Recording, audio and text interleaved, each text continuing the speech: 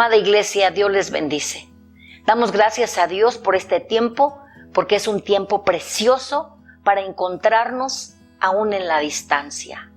Seguimos siendo iglesia, la iglesia sigue caminando. Hoy quiero hablarles sobre la segunda bienaventuranza que nos habla Mateo 5 en el versículo 4, que dice: bienaventurados los que lloran, porque ellos recibirán consolación. Todos sabemos que cuando Jesús vivió en esta tierra fue 100% hombre y 100% Dios. Y uno de los momentos donde manifiesta su naturaleza es a la hora de formar a aquellos que lo van a representar, sus discípulos. Por eso esta enseñanza es tan importante para todos nosotros. Jesús nunca se adjudicó el crédito por alguna revelación, sino siempre puso a su Padre Celestial en primer plano. Habló lo que Él le dijo que dijera. Jesús modelaba lo que predicaba. Jesús también reflejaba con su conducta lo que sus discípulos debían saber. Y Cristo quiere que seamos como Él, que seamos esos discípulos, que seamos como Él. El domingo pasado vimos que la primera característica de un seguidor de Cristo a fin de establecer su reino es ser pobre de espíritu. Y aquellos que modelan esta característica poniendo a Dios en primer lugar y haciéndose pobres de espíritu, Dios los llama bienaventurados.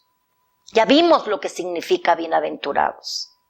Ahora vamos a ver qué quiso decir Jesús cuando dijo: bienaventurados los que lloran, porque ellos recibirán consolación. Tenemos que la palabra lloran viene del griego pentos, que significa sentir tristeza y dolor en el alma. Denota un estremecimiento del espíritu, cuando te conmueves en tu corazón. Podría entenderse entonces que bienaventurados los que se conmueven, o bienaventurados aquellos cuyo espíritu se estremece. Quiero aclarar, mis hermanos, que en nuestro Dios no hay tristeza, no hay lamento, no hay amargura. Nuestro Dios es el Dios de la alegría, del gozo. Por eso nunca debemos permitir ser influenciados con luto o con tristeza en nuestro corazón. Cuando muere un ser querido, podemos llorar mucho, sentirlo mucho, porque sentimos también su ausencia. Pero debemos continuar adelante con nuestro Señor. Él nos ha prometido que volveremos a ver a nuestros seres queridos y nuestro Dios, y en Él sí hay una esperanza. Eso es lo que nos sostiene en esos momentos difíciles. Cuando en las bienaventuranzas nuestro Señor habla de los que lloran, no se está refiriendo a quienes lo hacen bajo la influencia de un espíritu de tristeza, de lamento. Cuando Jesús menciona a los que lloran, Jesús nos está enseñando y nos está diciendo: hay una sensibilidad que puse en ti y la voy a usar para formarte tal como yo soy, para que seas como yo soy. Te he dado sentimientos, un corazón y una sensibilidad tan grande. Y Jesús desea que sintamos lo mismo que Él, porque Él es un Dios vivo. Y cuando ve algo, Él se identifica de inmediato con lo que ve. Jesús quiere que usemos la sensibilidad que ha puesto en nosotros para ministrar y establecer su reino y representarlo aquí en la tierra. Ser como Él. Jesús mostraba su carácter. Ese carácter compasivo en cada ocasión donde había necesidad, donde Él estuvo y había necesidad. Los ojos de Jesús y su corazón son uno. Lo que Él observa, lo siente en su corazón. Y cuando hay injusticia, se molesta. Cuando hay pobreza, se conduele. Cuando hay abuso, se incomoda. Cuando hay dolor, se entristece. Y cuando hay necesidad, de inmediato quiere hacer algo para solucionar el asunto. Y usted lo puede vivir en estos tiempos que estamos viviendo el día de hoy. Él es un Dios que se identifica con nuestra situación. Lo que estamos viviendo, lo que cada familia está pasando, lo que cada hogar está sucediendo. No importa, mis hermanos, cómo se dio este problema, cómo llegó el coronavirus, cuándo empezó, cómo empezó. No importa lo que estamos viviendo, Él lo siente en su corazón. Cuando Jesús dice, bienaventurados los que lloran, está hablando de los que se conectan con su corazón. Que cuando ven al perdido se conmueven en su espíritu, al igual que Él. Aquellos que cuando observan el pecado no son indiferentes y cuando perciben la injusticia se molestan. Si deseamos ser como Jesús, debemos tener un corazón sensible a la necesidad humana. Porque la palabra de Dios promete que de esta manera Él muestra su consuelo. Si no te conmueves, si eres indiferente, no habrá esa consolación. Esta experiencia de la consolación solo pueden vivirla los que no se muestran indiferentes ante la necesidad de los demás. ¿Quiénes reciben consolación? Dice, los que lloran. Los que lloran y los que se identifican con los planes de Dios y los que se quieren convertir y se convierten en la solución de lo que necesita la humanidad entera. Las Escrituras no dicen que quizás la reciban o que la recibirán de vez en cuando. La Biblia dice y declara que recibirán consuelo. Existe esta consolación, mi hermano, si te identificas con el sentir de Jesús. La idea que podemos tener, quizá, de lo que es la consolación en general, es que alguien venga y te ponga la mano y te dé una palmadita. Y como se dice comúnmente, estoy contigo, cuenta conmigo, no te preocupes, lo que necesites, a la hora que quieras. Pero la consolación de Dios, la que da el Señor, comprende más, mucho más que eso. Cuando te conviertes en el bienaventurado que llora, elevas una oración poderosa. Cuando tú pones la mirada en la necesidad de alguien y te identificas con ese dolor, es como si elevaras una oración que se escucha en el cielo y que Dios responde. Entonces, de esta forma Dios envía consuelo. Mi hermano, cuando usted vea la necesidad, la tristeza o alguien que está pasando por situaciones difíciles, su corazón se debe identificar con esa persona que siente esa necesidad, que tiene ese dolor, tener ese deseo de ayudarla y hacer una oración y llevarle una palabra de aliento que alivie y que le haga sentir confortado. ¿Qué viene con ese consuelo? A aquellos que claman y lloran por las almas, Dios les da una visión para llevar a cabo la misión y junto con la visión les da la unción. Dios también les da la sabiduría y son usados grandemente en sanidades y milagros. Y de esta manera, Dios los consuela. Dios te da todo lo que tú necesitas para que tú puedas llevar consuelo. El consuelo de Dios lleva también una palabra de aliento. Y también provoca y trae consigo su poder, su favor, su misericordia y la manifestación natural, sobrenatural de su amor. Un día Ana, usted conoce la historia, se presentó ante el altar y clamó al Señor por un hijo. Y esto provocó que el poder de Dios se manifestara en el vientre de Ana, bendiciéndola.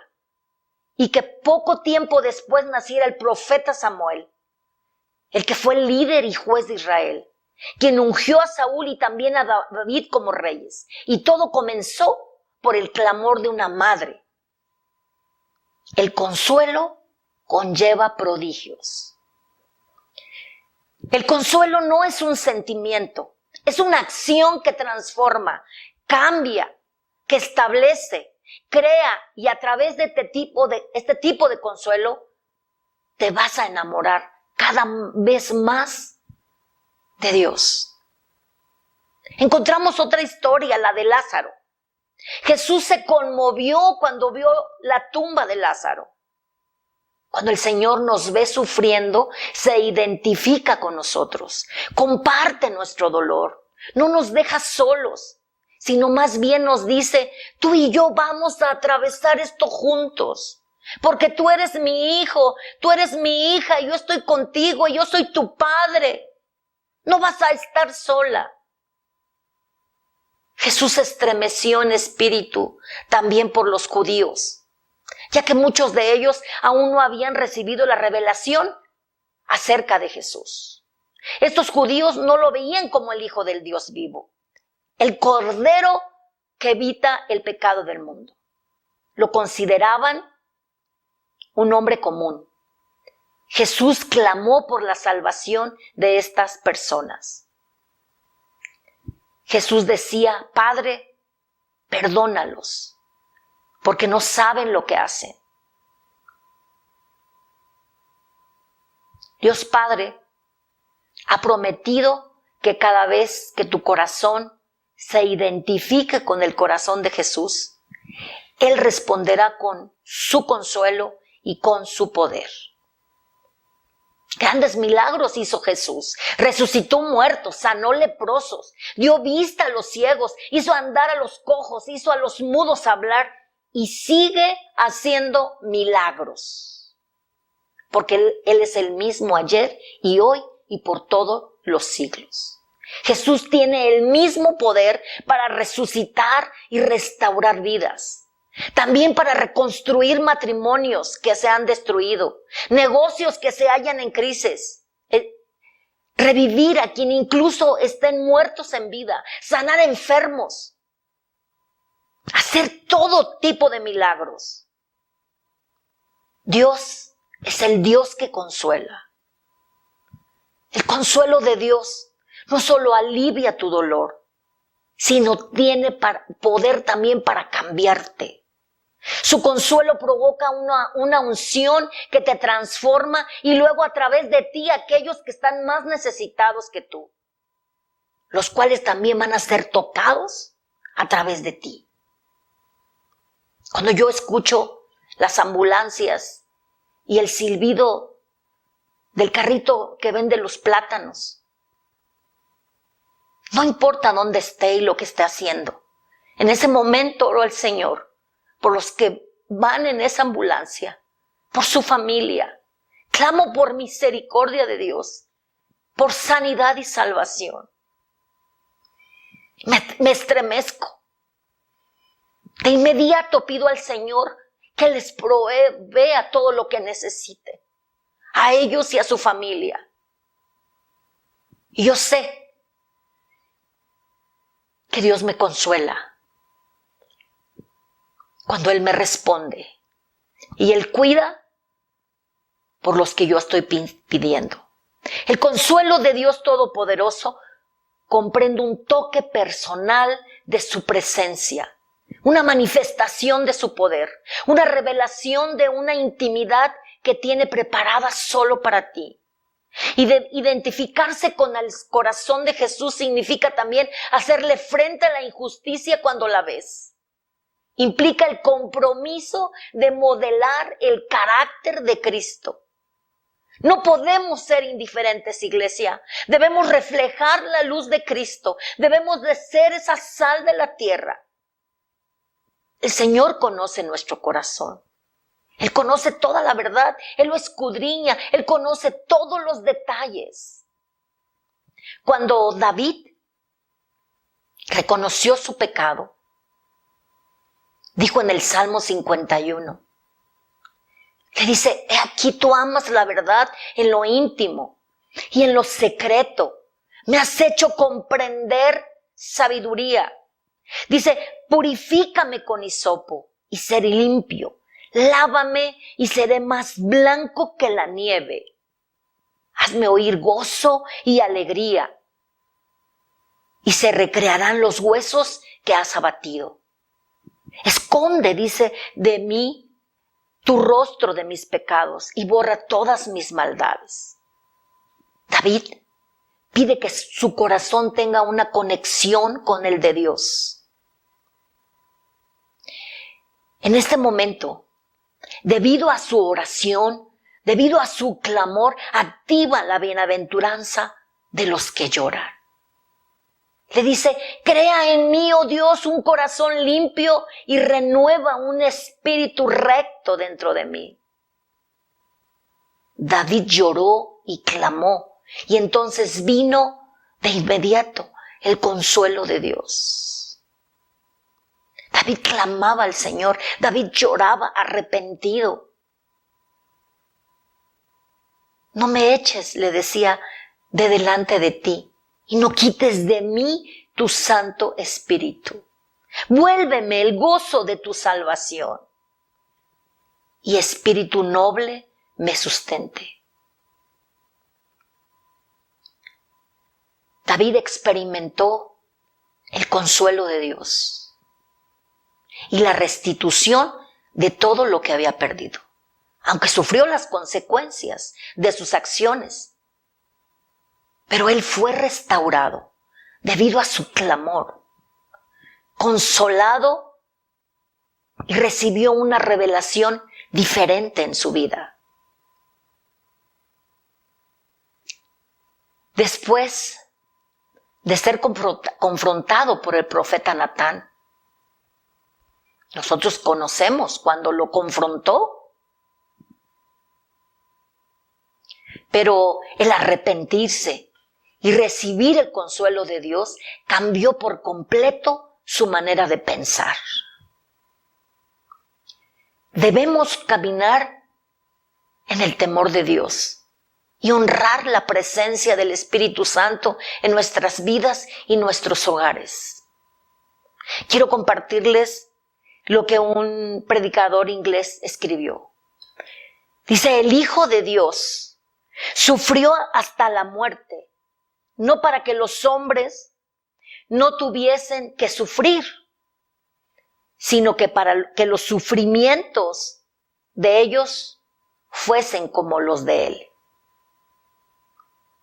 Conectemos nuestro corazón al de Jesús, que sintamos lo mismo, que todo lo que quebrante el corazón de Jesús, quebrante el nuestro.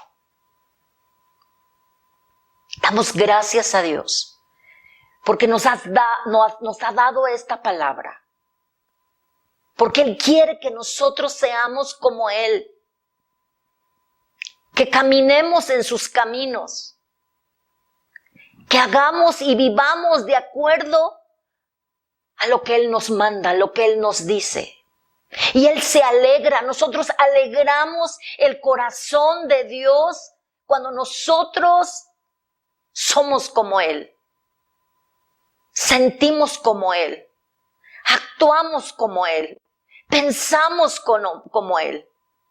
Él se alegra cuando nosotros no somos indiferentes a la necesidad humana. Hoy este tiempo nos está dando el Señor la oportunidad para clamar a Dios por aquellos que no le conocen. Hoy, iglesia, ¿cuántas personas están muriendo sin conocer a Dios? Y eso nos debe doler.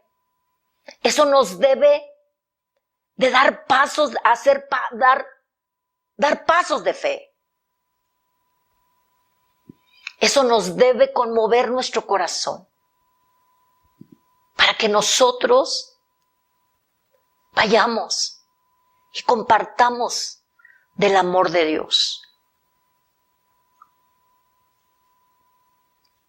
Nosotros conocemos del amor de Dios. Alguien también nos habló. Alguien estuvo en oración por nosotros.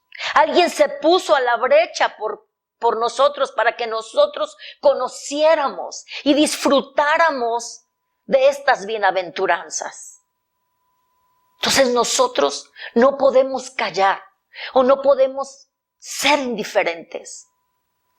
Nosotros tenemos que seguir compartiendo de Cristo. Nosotros tenemos que ir y consolar a aquellos que lo necesitan. Allá en Pablo, allá en 1 Corintios, en el capítulo 1 nos dice: bendito sea el Dios y Padre de nuestro Señor Jesucristo, Padre de misericordia y Dios de toda consolación.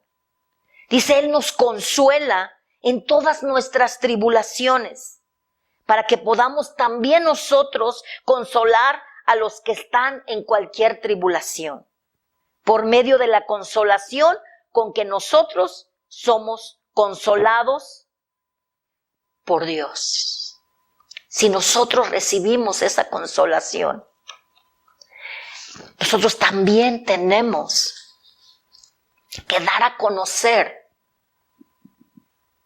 estas bienaventuranzas, para dar a conocer a ese Jesús, el que nos consuela, a ese Jesús que puede transformar vidas, a ese Jesús que es nuestro Maestro, que Él nos dirige, que Él nos enseña, que Él nos instruye para ser como Él. Vamos a hacer una oración, mis hermanos. Yo sé que esta palabra ha caído en buena tierra, que Dios ha sensibilizado nuestros corazones para ir en busca de aquellos que necesitan consuelo también, para pedir y clamar y también nosotros recibir consolación.